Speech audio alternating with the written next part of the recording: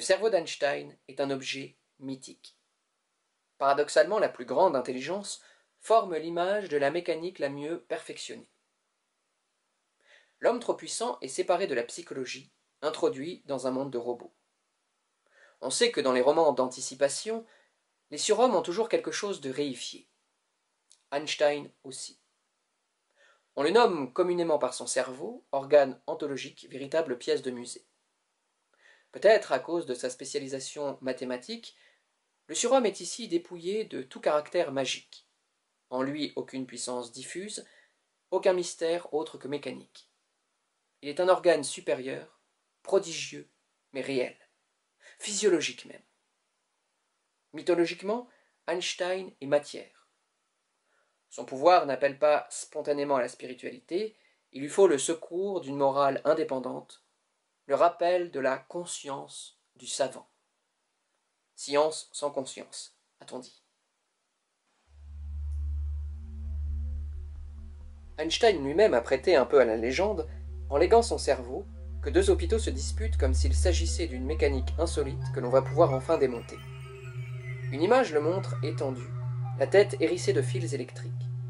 On enregistre les ondes de son cerveau, cependant qu'on lui demande de penser à la relativité. Mais au fait, que veut dire exactement penser à?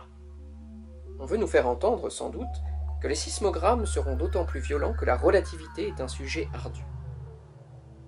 La pensée elle-même est ainsi représentée comme une matière énergétique, le produit mesurable d'un appareil complexe, à peu de choses près électrique, qui transforme la substance cérébrale en force.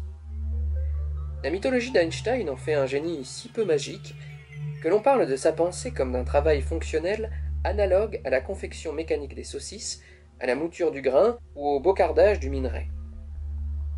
Il produisait de la pensée continuellement, comme le moulin de la farine, et la mort a été pour lui avant tout l'arrêt d'une fonction localisée. Le plus puissant cerveau s'est arrêté de penser. Ce que cette mécanique géniale était censée produire, c'était des équations. Par la mythologie d'Einstein, le monde a retrouvé avec délice l'image d'un savoir formulé. Chose paradoxale, plus le génie de l'homme était matérialisé sous les espèces de son cerveau, et plus le produit de son invention rejoignait une condition magique. Réincarner la vieille image ésotérique d'une science tout enclose dans quelques lettres. Il y a un secret unique du monde, et ce secret tient dans un mot. L'univers est un coffre-fort dont l'humanité cherche le chiffre. Einstein l'a presque trouvé. Voilà le mythe d'Einstein. On y retrouve tous les thèmes gnostiques. L'unité de la nature, la possibilité idéale d'une réduction fondamentale du monde, la puissance d'ouverture du mot, la lutte ancestrale d'un secret et d'une parole, l'idée que le savoir total ne peut se découvrir que d'un seul coup, comme une serrure qui cède brusquement après 1000 tâtonnements infructueux. L'équation historique E égale mc2, par sa simplicité inattendue, accomplit presque la pure idée de la clé, nue, linéaire, d'un seul métal, ouvrant avec une facilité toute magique une porte sur laquelle on s'acharnait depuis des siècles. L'imagerie rend bien compte de cela. Einstein, photographié, se tient à côté d'un tableau noir couvert de signes mathématiques d'une complexité visible. Mais Einstein, dessiné, c'est-à-dire entré dans la légende, la craie encore en main, vient d'écrire sur un tableau nu, comme sans préparation, la formule magique du monde. La mythologie respecte ainsi la nature des tâches. La recherche proprement dite mobilise des rouages mécaniques, a pour siège un organe tout matériel qui n'a de monstrueux que sa complication cybernétique. Pour finir, le monde a donc résisté.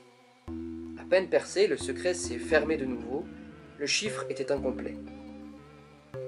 Ainsi, Einstein satisfait-il pleinement au mythe, qui se moque des contradictions pourvu qu'il installe une sécurité euphorique.